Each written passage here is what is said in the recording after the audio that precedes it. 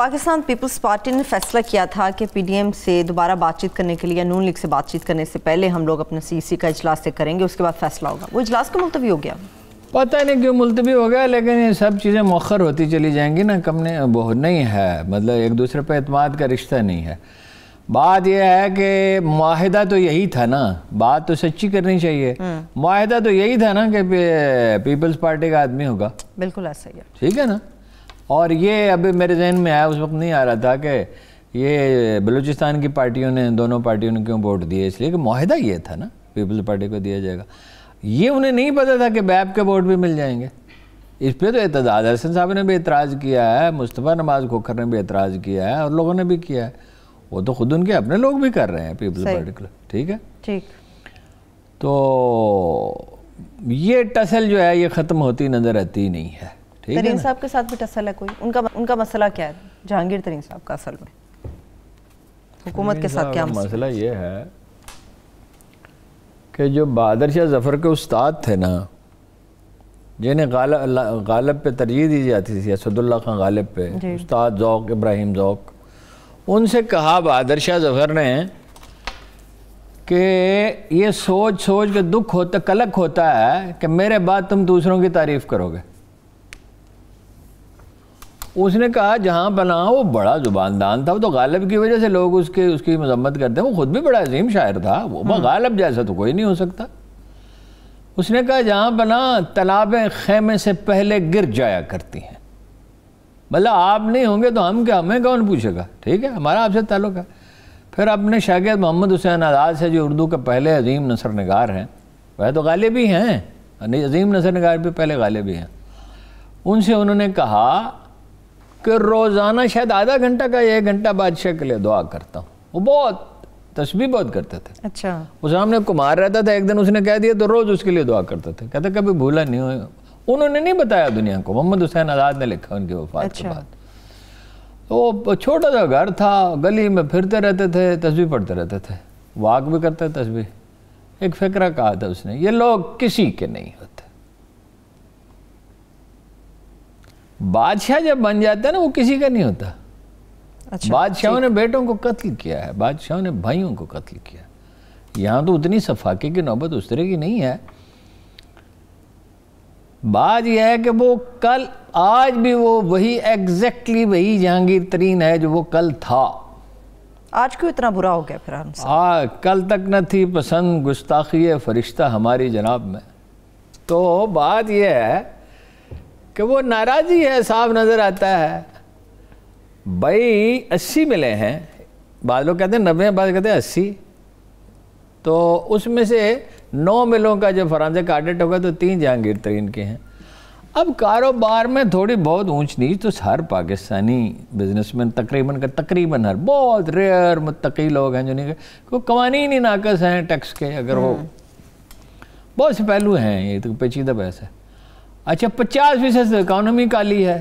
اس کالی کو تو، اس کالے پیسے کو آپ نے، کالے دھن کو اجازت دے دی کہ کنسٹرکشن میں لگا لو. آپ سے کوئی اچھا سپریم کورٹ کے فیصلے کے بعد جہانگیر ترین قابل قبول تھا اور کہا کہ آپ کا رول وہی ہوگا، حکومت بنانے میں اس کا حصہ تھا.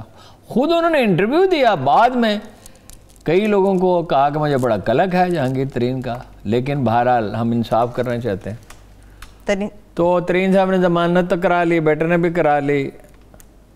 اور سورسز یہ کہہ رہے ہیں کہ سینٹ کے الیکشن میں ان کا ہاتھ تھا. ظاہر ہے جب آپ ان کے ساتھ یہ کریں گے کہ گرفتاری کا بھی ان کا ارادہ تھا، میرا خیال مشکل ہوتا جائے گا. ضمانت کرا لی ہے. جہانگیر ترین بہت انٹیلیجنٹ آدمی. جہانگیر ترین صاحب، ہارون صاحب آخر میں پھر آگے بڑھوں گی، خود کو نیوٹرل کر لیں گے، پی ٹی آئی سے سائیڈ لائن کر دیں گے، یا پی ٹی آئی میں کہیں نہ کہیں اپنے آپ کو پی ٹی آئی کا حصہ وہ شو کراتے ہیں؟ نہیں، وہ 100% ان کے لیے بہترین رائے عمل ہے 100% الگ ہو جائیں.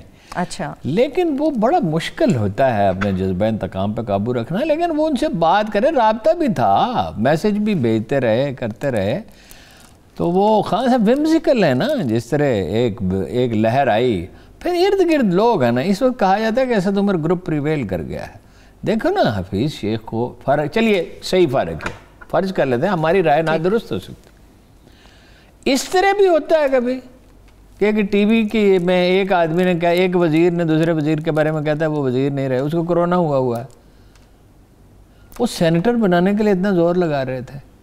مان لیا، چلے مان لیتے ہیں، ان کا ورژن مان لیتے ہیں کہ اس نے کچھ نہیں کیا، تو سینیٹر بنانے کے لیے اتنا زور لگا رہے تھے اور نہ بنا تو اتنا صدمہ ہوا، اور پھر وہ اسد عمر کو نہیں فارغ کر دیا تھا۔ اسد عمر سیانہ ہے، سمجھدار، اس کو پھر کہا دوسری وزارت لے لو، اس نے کہا میں نہیں لیتا، ٹھیک ہے۔ اور جو آدمی جو ہے بادشاہ کو نظر آئے کہ بھائی یہ تو اس کو میری ضرورت نہیں ہے، تو پھر بادشاہ کو اس کی ضرورت ہوتی ہے، ٹھیک ہے۔ چلیں، اور جو کہے مانگے تو پھر اس کی تو وقت کم ہو جاتی ہے۔ اب جہانگیر ترین صاحب جو ہیں، ایک غیر محتاط جملہ ان سے منسوب کیا جاتا ہے، لیکن وہ تو کوئی ایسی بات نہیں ہے۔ اب دو بادشاہوں کی بات کر لیتے ہیں، ایک تو وہ بادشاہ جو پاکستان کا عمران خان صاحب، ایک وہ بادشاہ جو سعودیہ کا ہے۔ یہ پاکستان اور سعودیہ کے تعلقات کیا ہیں؟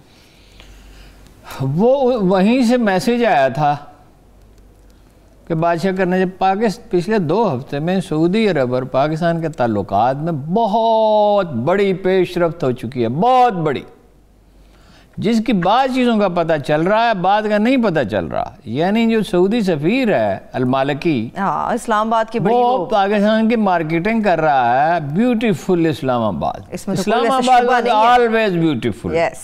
یہ ویسے یہ جو موسم ہے، یہ قیامت کا موسم ہوتا ہے اس میں، اسلام آباد کے اندر درست تازہ ہوا بہار کی دل کا ملال لے گئی۔ اسلام آباد جو ہے اتنا خوبصورت ہوتا ہے، اور بعض جگہیں تو اتنی شاندار ہیں کہ وہ کیا ایوب خان نے اچھا شہر بسایا، 1 کروڑ درخت لگائے، ہاں جی۔ اچھا اینی ہو، وہ وہاں سے میسیج آیا تھا کہ بات کرنا چاہتے ہیں۔ جب وہاں سے میسیج آیا تو کو رکھی جاتی کہ بھائی ظاہر ہے ان کا ہاتھ اوپر ہے، وہ ہماری مدد کرتے رہیں، تو انہوں نے فون کیا، ٹھیک، اور اس نے دورے کی دعوت دی، تو خان صاحب سعودی عرب تشریف لے جا رہے ہیں۔ جلد یا بدیر؟